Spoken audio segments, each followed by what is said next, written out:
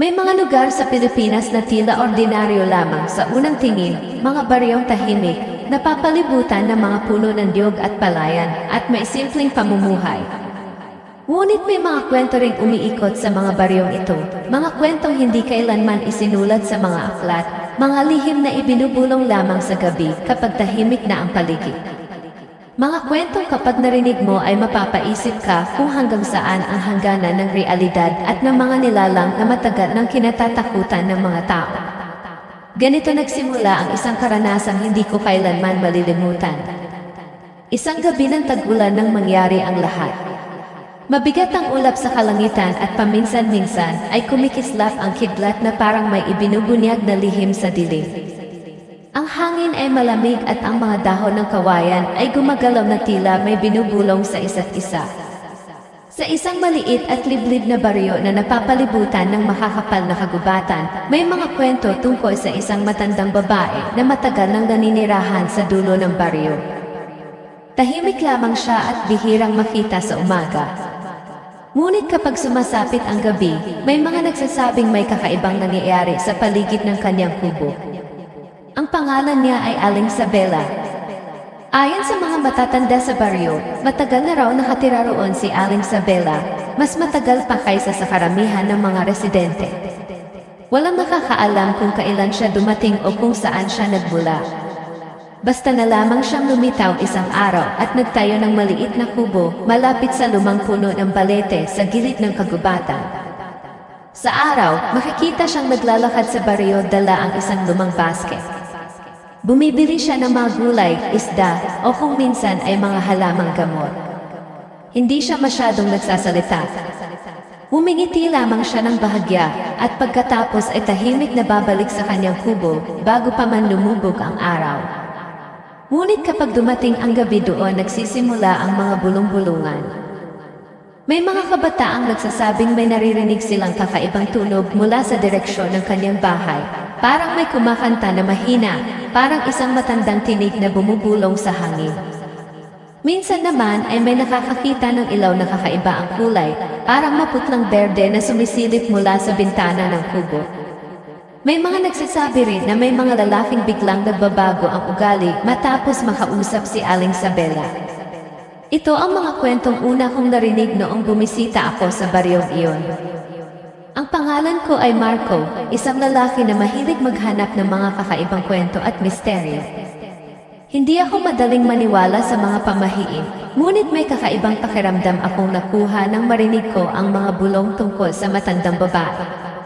Una ko itong narinig mula sa isang matandang lalaki na nagbabantay sa maliit na tindahan sa gitna ng baryo.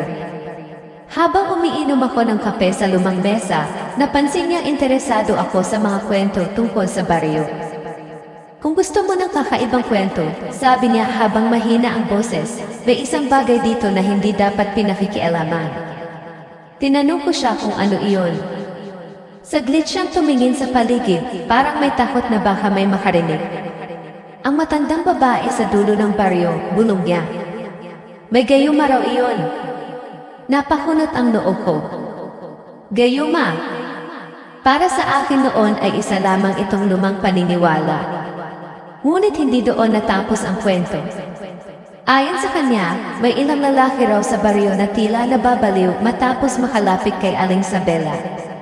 Ang ilan ay biglang nagiging tahimik at parang nawawala sa sarili.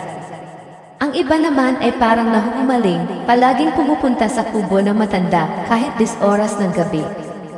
At ang pinaka-nakakatakot sa lahat, may ilan daw na tuluyang nawala. Siyempre, bilang isang taong sanay magduda, hindi ko agad pinaniwalaan ang lahat ng iyon. Ngunit may kakaibang bigat sa paraan ng pagsasalita ng matandang lalaki. Parang hindi lang ito simpleng chismis. Habang lumalalim ang gabi at kumakalat ang manipis na hamog sa baryo, mas lalo kong naramdaman ang kakaibang katahimikan ng lugar. Walang ingay ng sasakyan. Walang malakas na ilaw. Tanging huni ng kuliglig at pagaspas ng hangin sa mga puno ang maririnig. Doon ko napansin ang isang bagay na hindi ko inaasahan. Sa malayo, lampas sa mga bahay ng baryo, may isang maliit na liwanag na kumikislap sa gilid ng kagubatan. Doon, mahina na sabi ng matandang lalaki. Sinundan ko ng tingin ang direksyon ng kanyang daliri. Sa dulo ng makitid na daan, may isang kubo na halos natatakpan ng malalaking puno. Mula sa bintana nito ay may mahinang liwanag na tila kumikislap sa dilim. Bahay ni Aling Sabela, sabi niya. Habang tinitingnan ko ang kubo sa malayo, hindi ko maipaliwanag kung bakit biglang bumigat ang pakiramdam ko. Para bang may kung anong hindi nakikita na nagmamasid. Kung ako sa'yo, dagdag ng matandang lalaki, huwag mong lalapitan iyon kapag gabi na. Ngunit alam mo naman kung paano gumagana ang isip ng isang taong mahilig sa misteryo. Habang sinasabi niyang huwag akong lalapit doon, lalo lamang akong naging interesado. Kinagabihan, habang halos lahat ng tao sa baryo ay natutulog na, nagpasya akong sundan ang makitid na daan papunta sa kubo ng matandang babae. Ang buwan ay natatakpan ng makakapal na ulap, kaya halos wala akong makita habang naglalakad. Ang lupa ay basa mula sa ulan, at ang bawat hakbang ko ay may kasamang tunog ng putik. Habang papalapit ako sa kagubatan, napansin kong unti-unting nawawala ang mga tunog ng baryo. Ang kuliglig ay biglang tumahimik. Ang hangin ay tila huminto. At sa gitna ng katahimikan may narinig akong mahina na boses. Parang may kumakanta. Mahina, mabagal, at tila may kakaibang himig na hindi ko pa naririnig kailanman. Napatigil ako sa paglalakad. Ang tinig ay nanggagaling sa direksyon ng kubo. Habang papalapit ako, mas lalo kong naririnig ang kakaibang awit. Hindi ko maintindihan ang mga salita, ngunit may kakaibang pakiramdam na tila hinihila ako ng tunog na iyon palapit. Parang may kung anong puwersa na nagtutulak sa akin na huwag tumigil sa paglalakad. Hanggang sa makarating ako sa harap ng kubo. Ang pinto nito ay bahagyang nakabukas, at mula sa loob ay sumisilip ang maputlang ilaw ng isang lumang lampara. At doon ko siya unang nakita. Sa loob ng kubo, nakaupo ang isang matandang babae, payat, kulubot ang balat, at mahaba ang buhok na halos kulay pilak na sa katandaan. Siya ay isang matandang babae. Ngunit ang mga mata niya ay nakatitig direkta sa akin. At ang mas nakakatakot, hindi siya mukhang nagulat na naroon ako. Sa halip, dahan-dahan siyang humiti. Isang ngiti na tila matagal na akong hinihintay. At last, mahina niyang sabi. Hindi ko alam kung bakit, ngunit sa sandaling iyon ay parang nawala ang kakayahan kong gumalaw. Ang hangin sa paligid ay tila naging mabigat. Ang awit na naririnig ko kanina ay biglang tumigil. At sa katahimikan ng gabi, may sinabi ang matandang babae na nagpatindig ng balahibo ko. Alam mo ba, bulong niya habang nakatitig sa akin, ilang lalaki na ang dumaan sa pintuang ito, pero wala ni isa sa kanila ang nakabalik na pareho pa rin. At bago pa ako makasagot, bigla niyang isinara ang pinto. At mula sa loob ng kubo, may narinig akong isa pang boses. Isang boses ng lalaki. Ngunit ang problema, sigurado akong walang ibang taong pumasok sa kubo bukod sa matandang babae. At doon ko unang naisip ang tanong na hanggang ngayon ay hindi ko pa rin masagot. Kung mag-isa lang si Aling Sabela sa kubo, sino ang lalaking nagsalita mula sa loob? Habang nakatayo ako sa harap ng kubo, naramdaman ko ang bigat ng katahimikan. Ang lamig ng hangin ay parang dumidikit sa balat ko, at kahit gaano ko pilit na huminga ng malalim, pakiramdam ko ay parang hinihigpitan ako ng paligid. Ang mga dahon ng kawayan sa tabi ng daan ay unti-unting kumikilos na parang may sariling buhay, at ang mga anino sa lupa ay parang gumagalaw kahit walang sinuman sa paligid. Hindi ko maintindihan kung bakit, ngunit sa bawat hakbang ko palapit sa kubo, parang mas tumitindi ang pakiramdam ko na may nakatingin sa akin, hindi lamang mula sa loob ng bahay, kundi mula sa mga gilid ng kagubatan sa dilim ng gabi. Bago pa man ako nakalapit sa pintuan, narinig ko ang isang mahinang humahaplos sa hangin. Parang bulong, ngunit hindi sapat na malinaw upang maintindihan. Ang tunog ay dumarampi sa aking pandinig, sinusundan ako sa bawat hakbang. Parang may nagmamasid sa akin, ngunit hindi ko makita. Sa bawat paglingon ko, wala naman talaga. Ngunit ang pakiramdam ay hindi nagbabago. Ang lamig sa aking likod ay tila tumitindi at may unti-unting pangamba sa dibdib ko na hindi ko maipaliwanag. Aling Sabela ay hindi lumingon habang nagsalita siya sa akin. Ang kanyang mga mata ay nakakapit sa akin na parang binabasa ang bawat galaw at iniisip ko sa aking isipan. May kakaibang aura sa kanya, hindi lamang dahil sa katandaan, kundi parang may bagay siyang alam na hindi ko pa naiintindihan. Sa mga mata niya, may kakaibang liwanag na naglilihim, isang lihim na parang matagal na niyang binabantayan at hindi siya handang ibahagi. Ang kanyang ngiti ay nananatili, ngunit may halong pangilabot at kahit gaano ko pilit, hindi ko maiwasan ang pakiramdam na ang bawat kilos ko ay sinusukat niya. Bago ko pa siya makausap, may biglang malakas na tunog mula sa likod ng kubo. Isang pagtama ng kahoy sa kahoy, parang may humahagis ng malalaking bagay. Ang puso ko ay tumibok ng mabilis at para bang huminto ang oras. Huminga ako ng malalim at nilapitan ang gilid ng kubo upang silipin, ngunit wala akong nakita. Walang anino, walang tao, tanging ang mga puno at ang dilim. Ang hangin ay huminto at parang ang gabi mismo ay huminto rin sa paghina. Napag-alaman ko mula sa mga matandang residente ng baryo na si Aling Sabela ay may koneksyon sa mga nangyaring kakaiba sa lugar. Ayon sa mga kwento, matagal na siyang naninirahan sa baryo, higit sa 50 taon. Ngunit wala talagang nakakaalam kung saan siya nagmula bago niya itinayo ang kubo sa dulo ng baryo. May mga nag-uulat na siya ay may kapangyarihan, isang kakaibang kakayahan na nagagawa niyang impluwensyahan ang isip ng iba. Sinasabi ng ilan na may mga lalaki sa baryo na biglang nagbago ang ugali matapos makalapit sa kanya at may ilan ding tuluyang naglaho sa mga gabi ng dilim. Hindi ko alam kung totoo iyon o pamahiin lamang. Ngunit habang pinagmamasdan ko siya, may kakaibang pag-init ng hangin sa paligid ng kubo. Hindi ito mula sa apoy at hindi rin mula sa tao. Parang may lumalabas na enerhiya mula sa loob ng kubo na nakakaapekto sa bawat bahagi ng paligid. Ang mga anino ay mas nagiging mahaba at ang liwanag mula sa lampara ay parang kumikislap sa di malinaw na kulay na hindi ko kayang ilarawan. Bumalik ako sa aking pag-iisip sa mga pangyayari ng nakaraang linggo bago ko narating ang baryo. Ang baryo ay tahimik, ngunit may mga kakaibang senyales. May mga hayop na biglang nagtatakbo ng walang dahilan at may mga bata na nagiging tahimik kapag sumasapit ang gabi. May ilan din na nagsasabing may naririnig silang mga tunog na kuliglig na tila may tinig ng tao, humahaplos sa hangin. Parang ang buong lugar ay nababalot ng isang hindi nakikitang presensya. Habang tinitingnan ko si Aling Sabela mula sa labas ng kubo, napansin kong may mga lumang kagamitan sa paligid ng bahay, mga herbal na halaman, lumang banga, at mga bagay na hindi ko maintindihan ang gamit.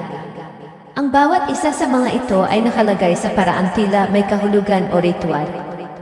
Ang ilan ay puno ng alikabok, ngunit hindi ito nagpapahina sa aura ng kubo. Parang bawat bagay ay may sariling kwento, at bawat kwento ay nakatago sa dilim ng gabi. Nang lumapit ako ng kaunti sa pinto, naramdaman ko ang isang kakaibang pagkilos sa loob ng kubo. Para bang may kumikilos na hindi tao. Isang malabong anino ang dumaan sa gilid ng bintana, ngunit bago ko pa ito masundan ng tingin, nawala ito. Ang puso ko ay tumibok ng mabilis, at alam kong may naiibang nangyayari, isang bagay na hindi pangkaraniwan, isang misteryo na hindi basta-basta ipapaliwanag. May isang matandang babae sa baryo ang nagkwento sa akin ng isang pangyayari noong bata pa siya. Ayon sa kanya, may isang gabi na nakita nila si Aling Sabela sa gitna ng kagubatan, ngunit sa paligid niya ay hindi siya nag-iisa. May mga anino, mga liwanag at mga tunog na hindi maipaliwanag.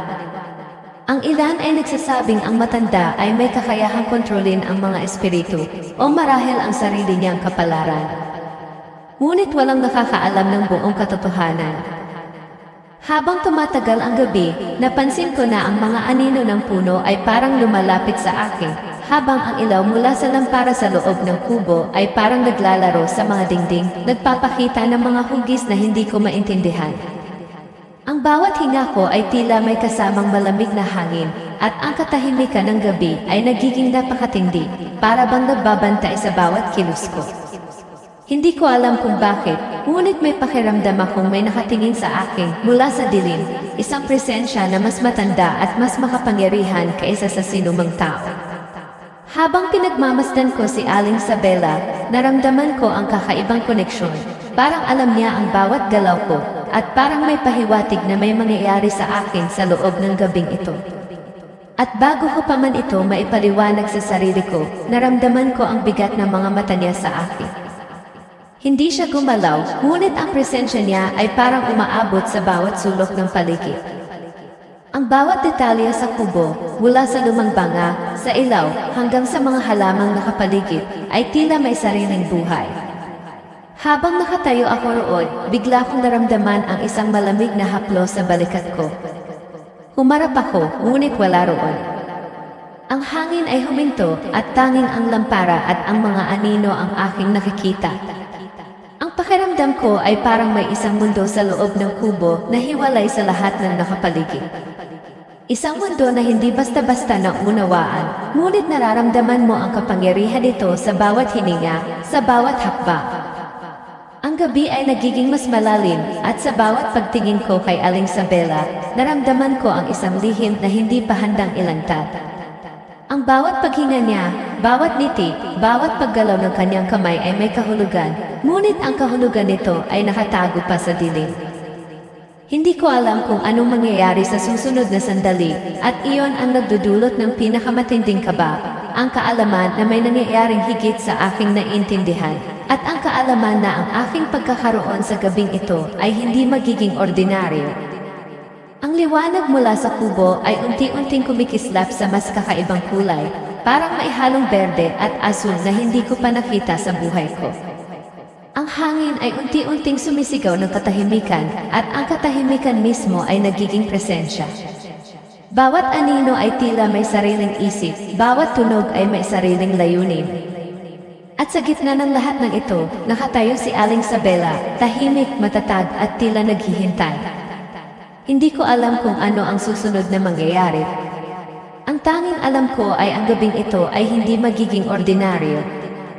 Mayroong lihim, mayroong misteryo, at sa bawat paghinga ko, alam kong unti-unti kong natutuklasan ang kakaibang mundo sa loob ng kubo. Isang mundo na puno ng lihim, kapangyarihan, at isang misteryong hindi pa handang ilantad sa akin o sa sinuman. Habang patuloy akong nakatayo sa harap ng kubo, naramdaman ko ang bigat ng gabing iyon ay unti-unting pumapalibot sa akin. Ang bawat hinga ko ay tila may kasamang malamig na kislap ng enerhiya na hindi ko maipaliwanag. Ang hangin ay tila humihinto sa tuwing tinitingnan ko ang mga bintana ng kubo, at kahit anong galaw ko, parang sinusukat ng mga anino ang aking bawat hakbang.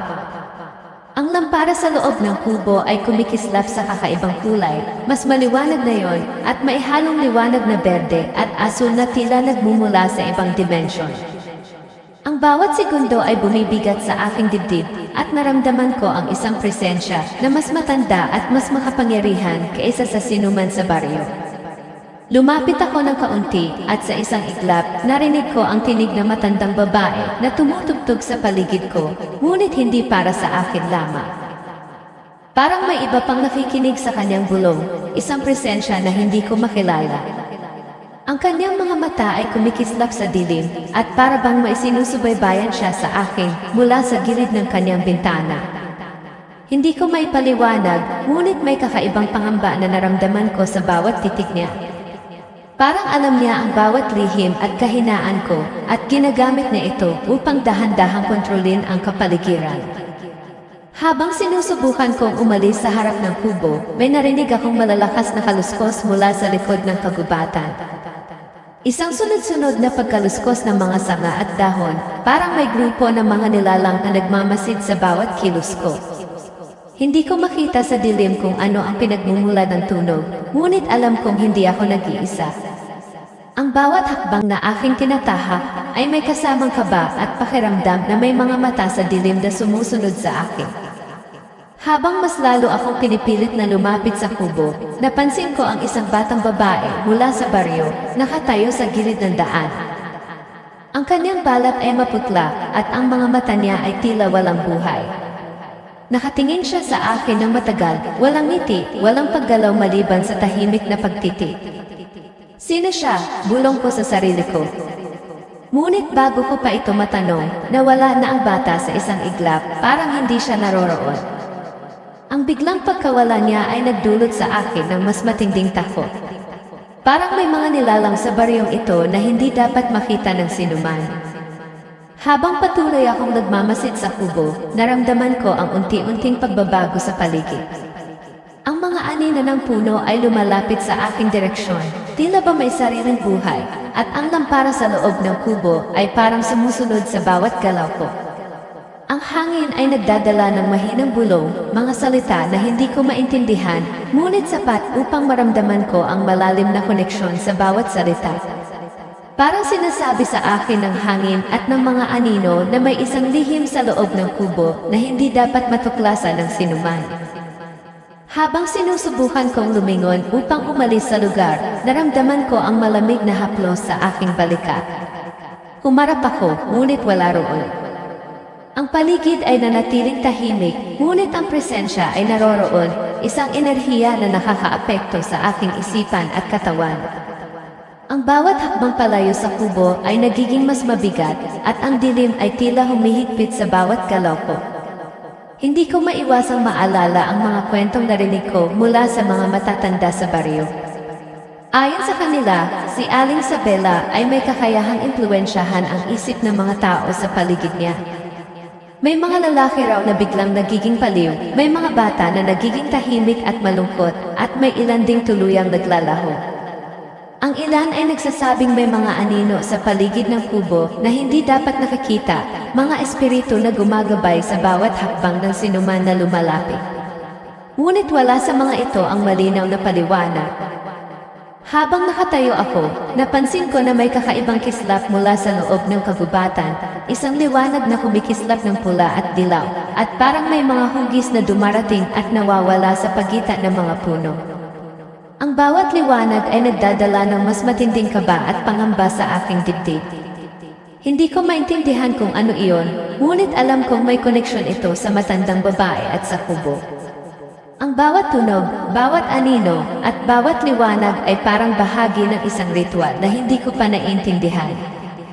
Bigla, may narinig akong isa pang tunog, isang malakas na huni na parang halakhak ng tao, ngunit may halong sigaw.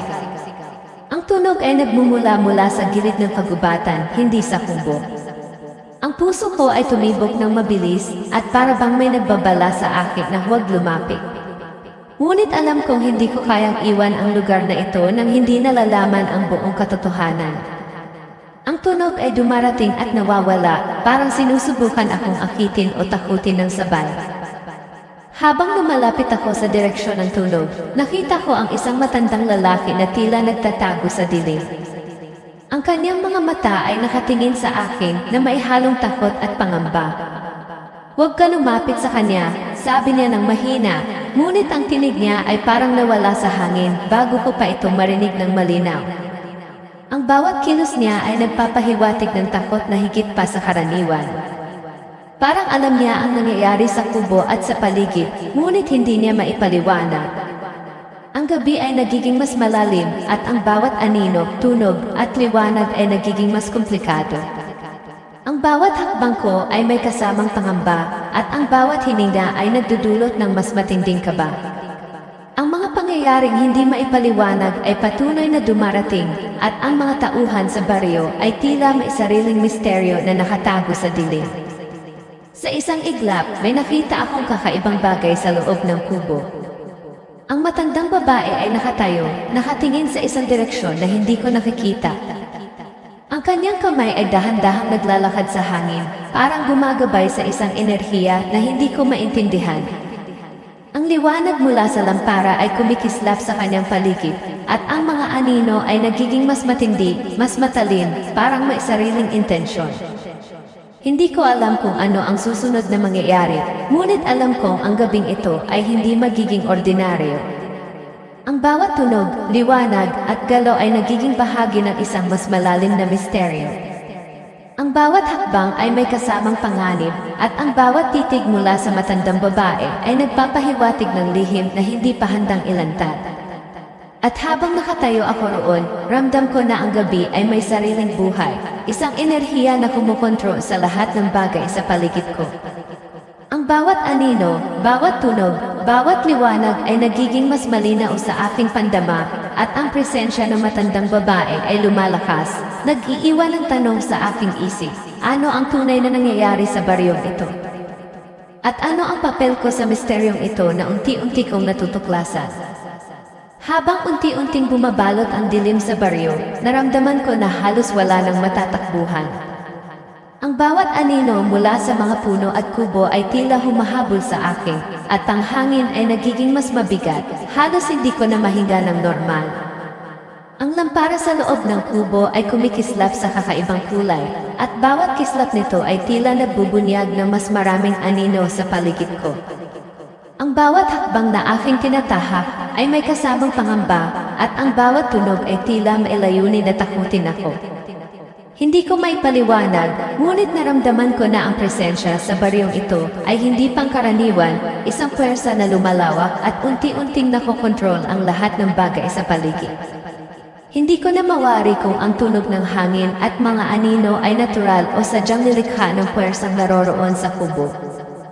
Habang naglalakad ako sa makipot na daan sa pagitan ng mga puno, naramdaman ko ang malamig na haplos sa aking balikat, parang may humahaplos na hindi nakikita.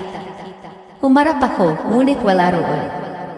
Ang katahimikan ay nagiging mas malalim, at halos bawat hakbang ko ay sinasamahan ng tunog ng puso ko na tumitibok ng mabilis. Pakiramdam ko ay hindi ako nag-iisa, kahit na wala akong makita.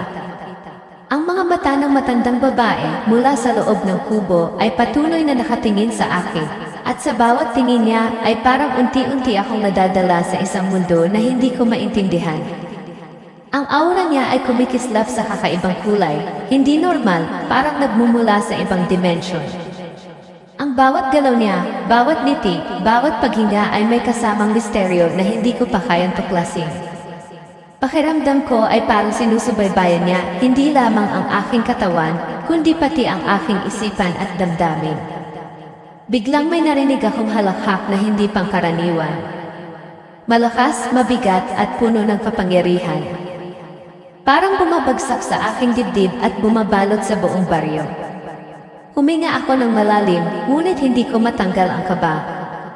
Ang tunog ay nagmumula sa gilid ng kagubatan at parang sinusundan ako sa bawat hakbang. Hindi ko mawari kung ang halakhak ay mula sa matandang babae o sa isang bagay na hindi ko makita. Ngunit alam ko na hindi ito simpleng tao.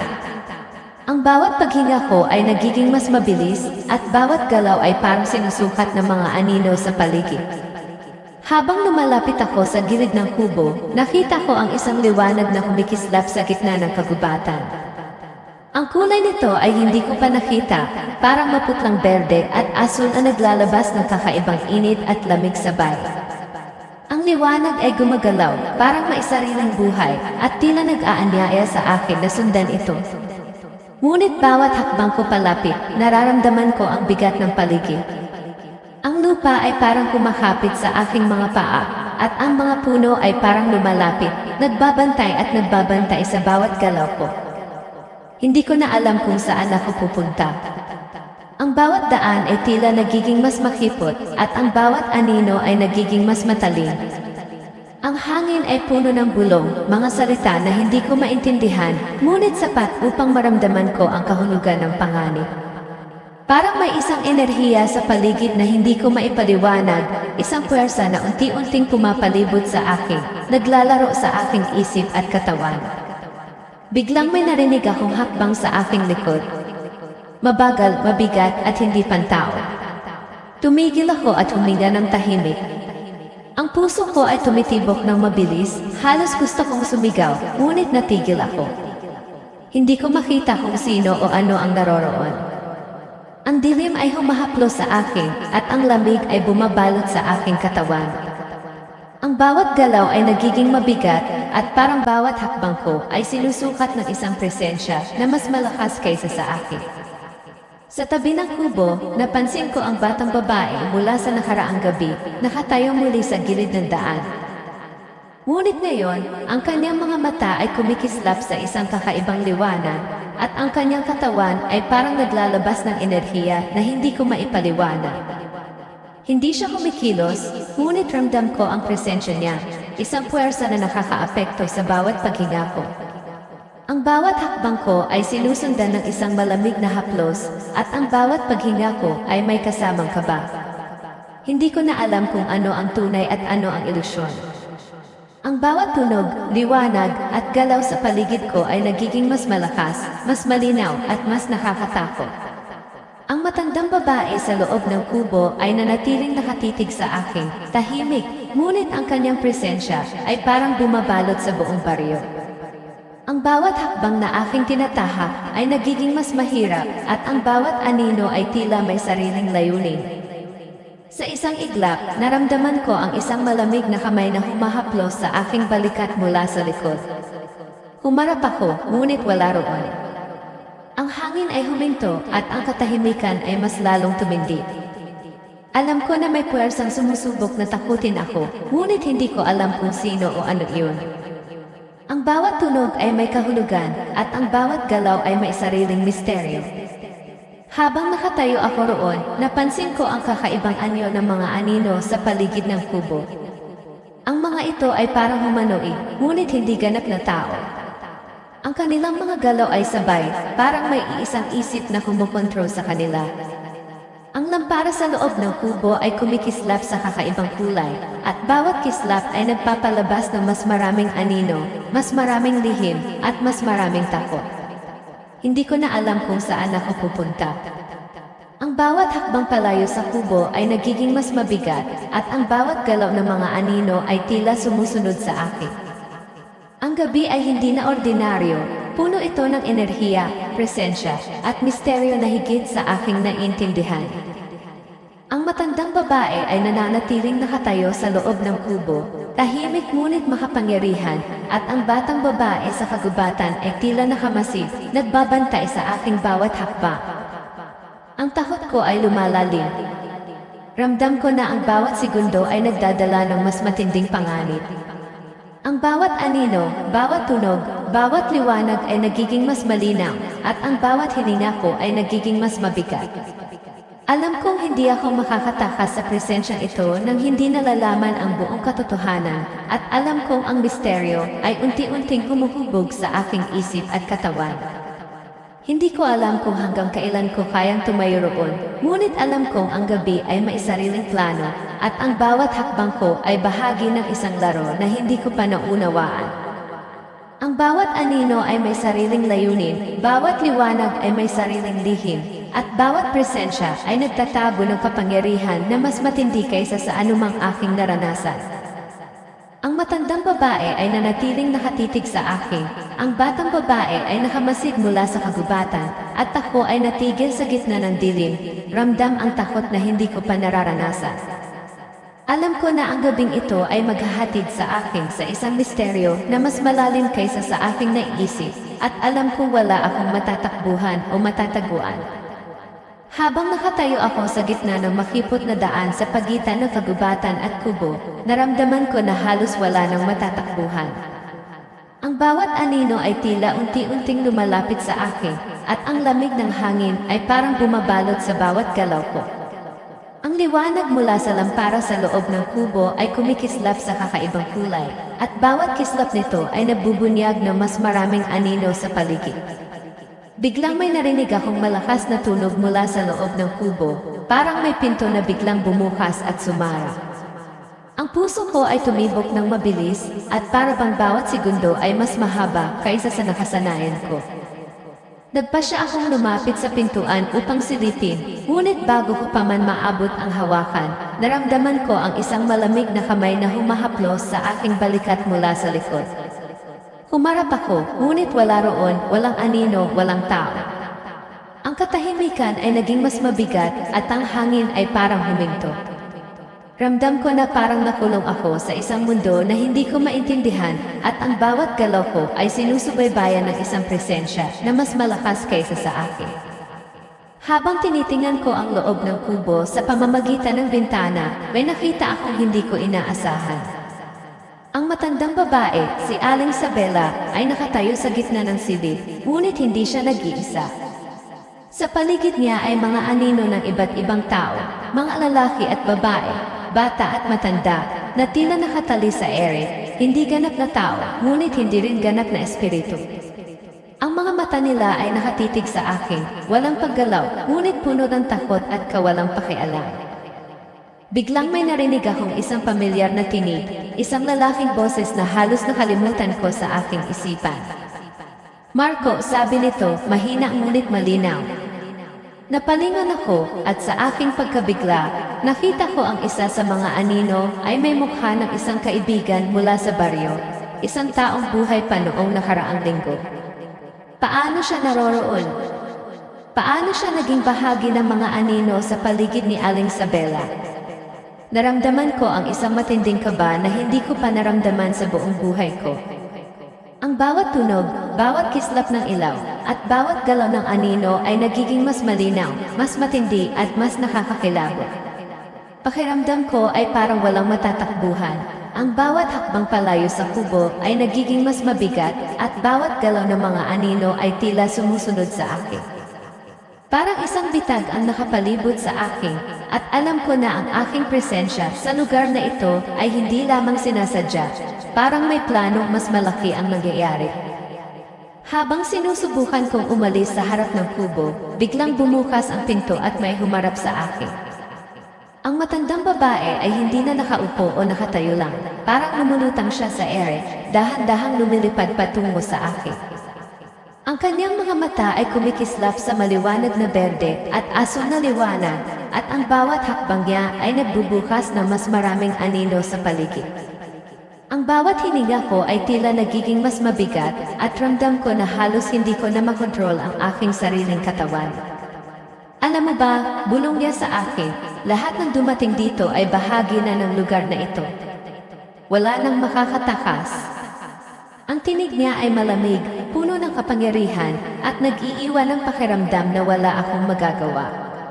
Ang mga anino sa paligid niya ay unti-unting gumalaw patungo sa akin, parang pinipilit akong lumapit sa kanila. Ang puso ko ay tumitibok ng mabilis at bawat hininga ay puno ng pangamba. Habang nakatayo ako roon, napansin ko ang isa pang bagay, ang batang babae sa kagubatan ay lumalapit sa akin, ngunit hindi siya naglalakad. Parang lumulutang siya sa ere at ang kanyang mga mata ay nagliliwanag sa parehong kakaibang liwanag na nagmumula kay Aling Sabela.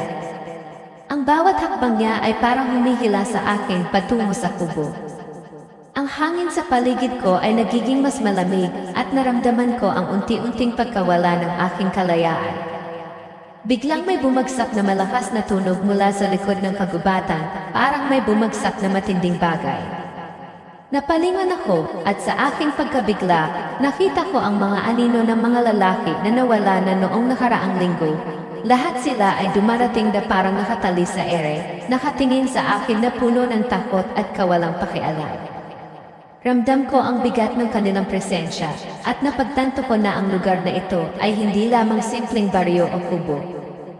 Ito ay isang mundo na may sariling batas at ako ay nalagay sa loob ng bitag na ito nang walang kalaban-laban.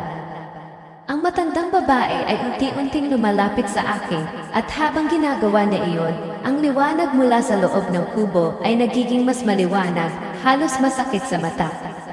Ang bawat anino ay lumalapit, bawat tunog ay nagiging mas malinaw at bawat galaw ng hangin ay nagdadala ng kakaibang enerhiya. Ramdam ko na wala akong matatakbuhan. Ang bawat hakbang ay parang humihila sa akin patungo sa isang hindi ko alam na kapalaran. At sa sandaling iyon, bigla kong naisip, ano ang gagawin mo kung ikaw ang nasa ganitong sitwasyon? Sa tingin mo ba makakaligtas ang pangunahing tauhan? Ang bawat pag-iisip ko ay nagiging mas mabigat at bawat segundo ay tila nagiging mas matindi ang takot. Hindi ko alam kung hanggang kailan ko kayang tiisin ang presensya ng matandang babae, ng batang babae, at ng lahat ng anino na nakapaligid sa akin. Sa bawat kislap ng ilaw, bawat haplos ng hangin, at bawat galaw ng anino, alam ko na ang gabing ito ay hindi lamang simpleng takot. Ito ay isang malaking misteryo, isang puwersa na hindi ko pa naunawaan, at ako ay unti-unting nawawala sa kontrol ng sarili ko. Ang bawat segundo ay nagtutulak sa akin patungo sa isang revelasyong hindi ko inaasahan, isang lihim na mas malalim at mas nakakatakot kaysa sa lahat ng aking narinig o nakita sa baryo. Hindi ko alam kung anong mangyayari sa susunod na sandali. Ang mga anino ay patuloy na gumagalaw, ang matandang babae ay unti-unting lumalapit, at ang batang babae ay sumusunod sa bawat hakbang ko. Ang hangin ay puno ng bulong, mga salita na hindi ko maintindihan, ngunit sapat upang maramdaman ko ang panganib at kapangyarihan ng presensyang ito. Ang gabing ito ay nagbubukas ng mas malaking misteryo, mas malalim na takot, at isang revelasyon na hindi ko inaasahan. At habang nakatayo ako roon, ramdam ko na ang bawat galaw, bawat hininga, at bawat titig mula sa paligid ay nagdadala ng isang mensahe. Wala akong matatakbuhan. Wala akong magagawa. At ang tanong sa isip ko ay nananatili, ano ang gagawin mo kung ikaw ang nasa ganitong sitwasyon? Habang unti-unti akong napapalibutan ng dilim at mga anino, ramdam ko na ang buong baryo ay nagiging isang bitag na walang labasan. Ang bawat hakbang ko ay may kasamang pangamba, at ang bawat hininga ay tila humihila sa akin palayo sa kontrol ng aking katawan. Ang matandang babae, si Aling Sabela, ay lumalapit sa akin. Ang kanyang mga mata ay kumikislap sa maliwanag na berde at asul na liwanag, habang ang mga anino ng mga nawalang tao at ang batang babae ay nakasunod sa bawat galaw ko. Ramdam ko na hindi ko kayang tumakas ng hindi nalalantad ang buong katotohanan, at alam ko na ang laban na ito ay hindi simpleng labanan ng katawan, ito ay laban ng isip, kaluluwa, at lakas ng loob. Huminga ako ng malalim, pilit kinokontrol ang kaba sa dibdib ko, at pinilit kong tumayo ng matatag. Hindi ako aalis nang hindi ko nalalaman ang buong misteryo. Sigaw ko sa gabi, ngunit ang tinig ko ay nawala sa katahimikan, at ang mga anino ay tila umikot sa paligid ko, lumilikha ng mas malaking bitag. Ang matandang babae ay ngumiti, ngunit ang ngiti niya ay puno ng kapangyarihan at lihim, na nagdudulot sa akin ng takot at galit ng sabay. Ang bawat hakbang niya patungo sa akin ay may kasamang enerhiya na parang humihigpit sa aking katawan, pinipilit akong sumuko sa kanyang kapangyarihan. Ngunit sa halip na matakot, ramdam ko ang isang kakaibang determinasyon sa aking dibdib. Alam kong kailangan kong labanan, hindi lamang para sa sarili ko, kundi para sa mga nawawalang tao na naging bahagi ng mga anino. Tumalima ang mga paa ko sa lupa, at sa bawat hininga ko, pinipilit kong palakasin ang sarili ko. Pinilit kong tingnan ang matandang babae sa mata at nagbulong sa sarili ko, hindi ka makakontrol sa akin ng ganito lamang. Ang presensya ng kanyang enerhiya ay nakakatindig balahibo, ngunit ramdam ko rin ang init ng aking sariling lakas at determinasyon na lumaban. Sa sandaling iyon, naramdaman ko ang isang puwersa mula sa loob ng kubo, isang enerhiya na parang kumikilos sa akin. Pinilit kong samantalahin ang pagkakataon, at sa isang mabilis na galaw, sumugod ako patungo sa kubo. Ang mga anino ay dumami, sinusubukang hadlangan ang bawat galaw ko, ngunit ramdam ko ang unti-unting pag-iba ng enerhiya sa paligid. Parang may nakatagong lakas na bumabalik sa akin, pinapalakas ang aking katawan at isip upang labanan ang hindi nakikitang puwersa. Habang papalapit ako sa matandang babae, naramdaman ko ang bawat haplos ng hangin at bawat galaw ng mga anino na parang sinusubukang pigilan ako. Ang bawat hakbang ko ay may kasamang sakit at kaba, ngunit hindi ako sumuko. Biglang lumundag ako patungo sa lampara, at sa isang iglap, naglaho ang lahat ng anino sa paligid ko. Parang nawala sila sa isang iglap, at ang matandang babae ay nagulat sa aking tapak. Ang kanyang mga mata ay lumawa, at sa halip na nakangiti, parang nagulat siya sa enerhiya na biglang nagmula sa akin. Hindi mo ako mapipigilan, sigaw niya, ngunit naramdaman ko na sa bawat salita niya, unti-unti siyang nawawala ng kontrol sa enerhiya na bumabalot sa baryo. Sa bawat hakbang ko patungo sa kanya, unti-unti kong naramdaman ang lakas ng kapangyarihan na pumapalibot sa akin, mula sa hangin, mula sa lupa, at mula sa mga kaluluwa ng mga nawalang tao na ngayon ay parang nagbabalik ng tulong sa akin. Ang bawat galaw niya ay sinusubaybayan ko at alam ko kung paano ko mapipigilan ang enerhiya na bumabalot sa lugar. Biglang, sa isang hindi inaasahang revelasyon, naramdaman ko ang kanyang kapangyarihan ay hindi lamang mula sa sarili niya, siya ay bahagi ng isang mas malaking puwersa, isang puwersa na nakatali sa baryo at sa mga tao sa loob nito.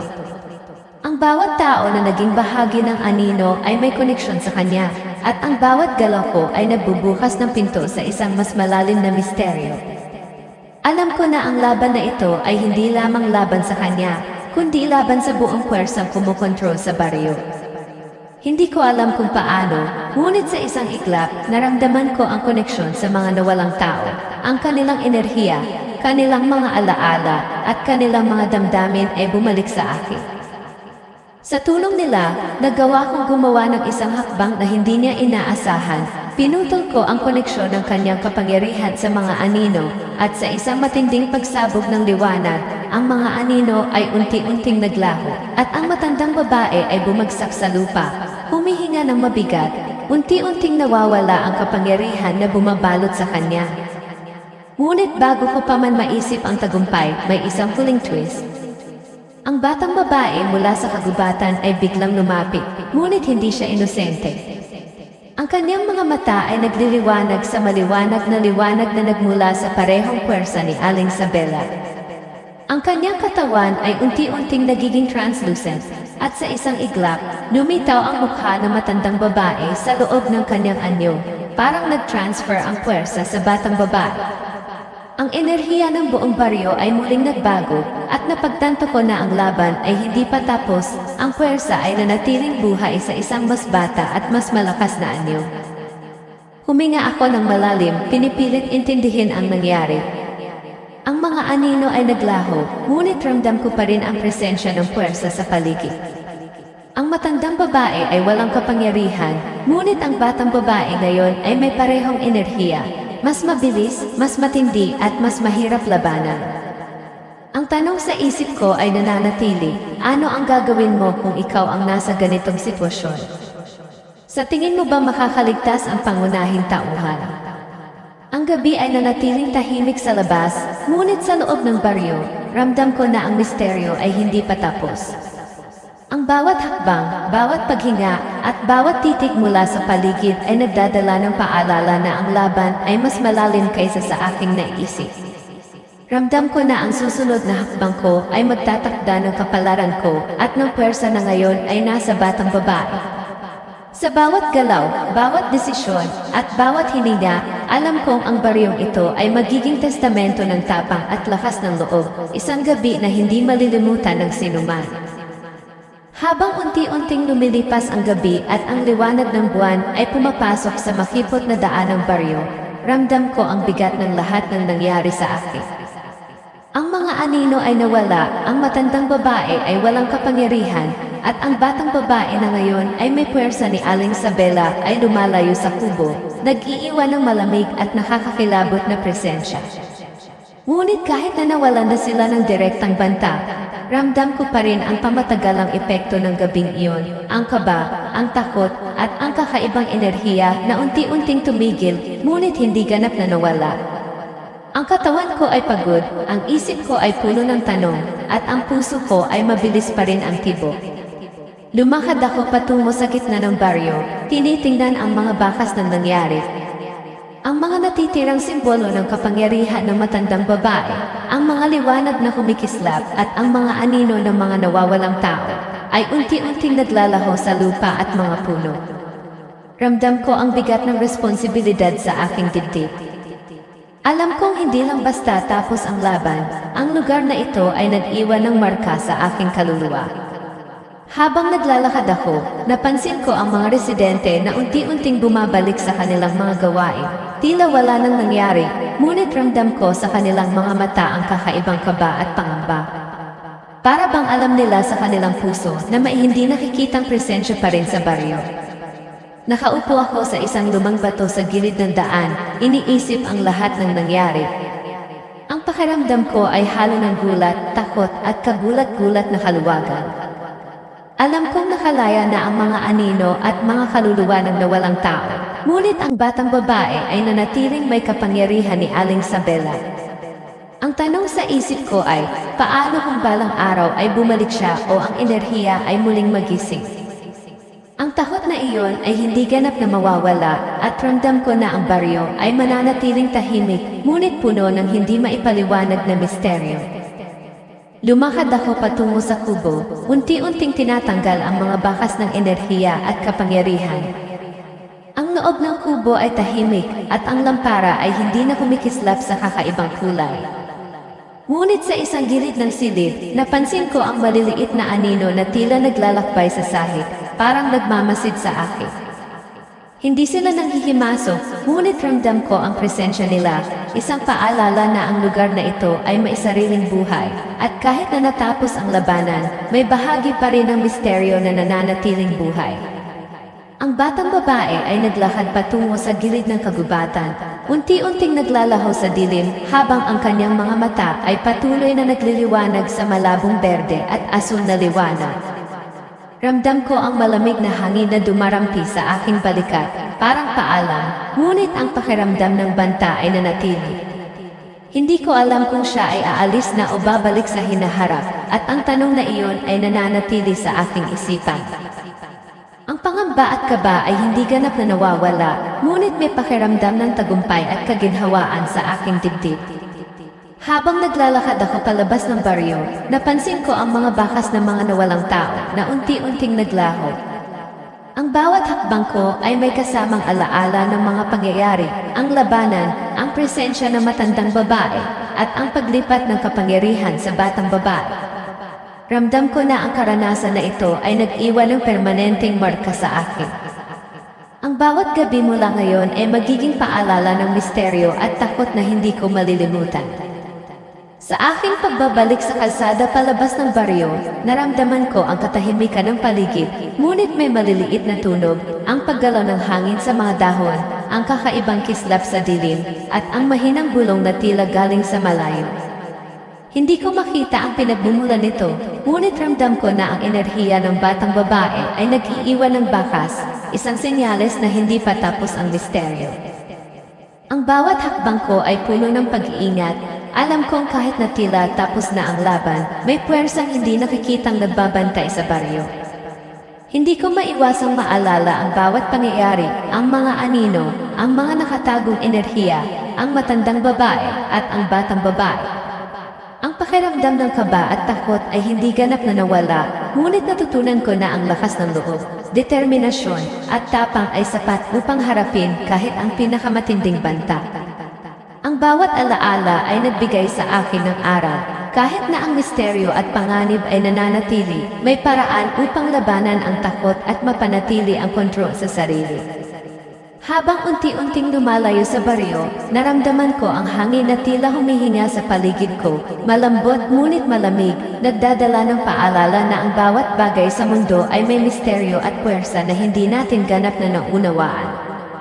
Ang bawat anino sa paligid ay nagiging simbolo ng paalala na ang laban ko ay hindi natatapos sa isang gabi.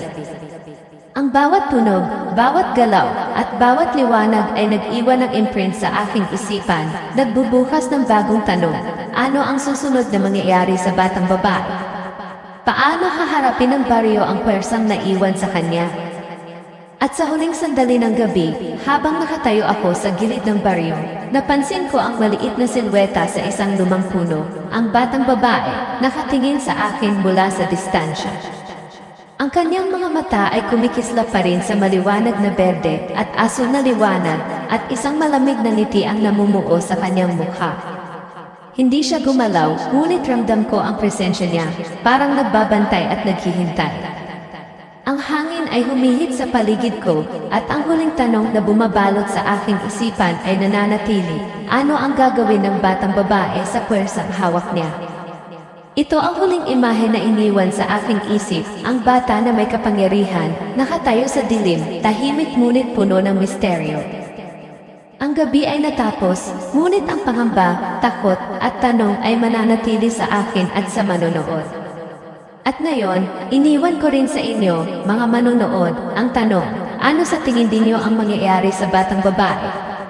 Gusto niyo bang magkaroon ng sequel upang malaman ang susunod na kabanata ng misteryong ito? I-comment sa baba ang